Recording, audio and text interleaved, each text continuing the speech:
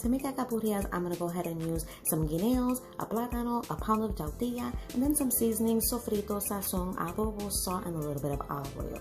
I'm going to start by peeling my yautia, which is also known as malanga blanca, not to be confused with yuca, which it can be substituted for, or even pumpkin.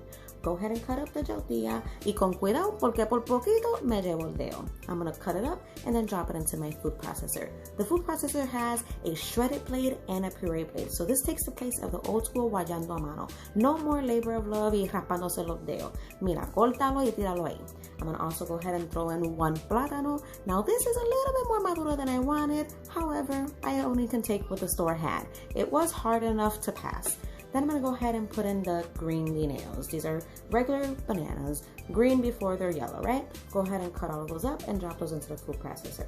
When I used to do it a mano, I would let these sit in a salt water in lo que I finished them, y guayando, but now that I can throw it into the food processor, it's much faster. I just add salt at the end. So I'm going to finish cutting these all up and then dropping them into that masa. Go ahead and add some sofrito at this point. I like to do fresh sofrito, however, I forgot to take it out so that it can defrost, so I'm going to crush it up really fast and drop it in there. I like the added moisture and obviously the freshness of the vegetables that it gives it when you use it fresh. Put in those seasonings. I'm going to put again sazon, adobo, and some salt. I'm going to use about a tablespoon of adobo per green banana. A little bit of olive oil. If you do fresh achote, then you don't need to put in the olive oil and the sazon packets. We haven't put this vegetable through a lot of process through this mixing, so we're gonna put it into a container and then put it into the fridge to chill out for about an hour and a half, 2 hours until we're ready to go. Go ahead and cover it up, put it into the fridge, and we'll go ahead and move on to the carne. Mira esa masa y mira esa carne. This is shout out to my husband que me hizo la carne. Just made a simple beef, carne guisada, right? Chicken and salsa. I'm going to also throw that right into the food processor because we're not going to chop anything by hand because para que hacerlo más duro, put it into the food processor, chop, chop, chop on the chopping blade. Make sure it's nice and fine. This is going to make it easier to stuff it into your masa without breaking up your masa. Go on to making my alcapurrias, y que diga pasteles, although it's the same masa and you can use it for pasteles if you wanted. So I'm going to go ahead and use a big spoon, drop it in the oil, make sure it's nice and moist, put a bundle of masa, smush it in the middle, add the chicken. You can even add some cheese if you want into there, add some more masa on top, smooth it all out. You want to make sure it's nice and smooth, there's no crack so that it doesn't break up while you put it in the oil.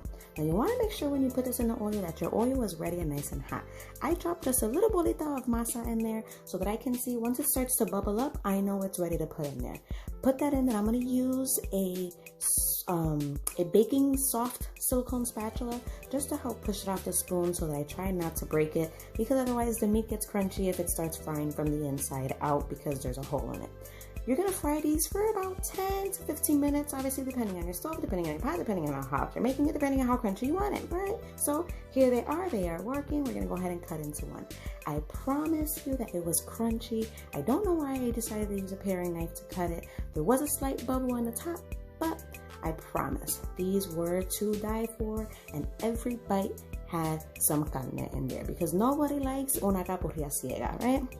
So here we are. These make a perfect size for party size, snacks, appetizers, side dishes. They're about 3 inches, fit right in my palm, although my hand isn't big, so I don't know if that's saying a lot. And of course, what doesn't go good with some aguacate on the side?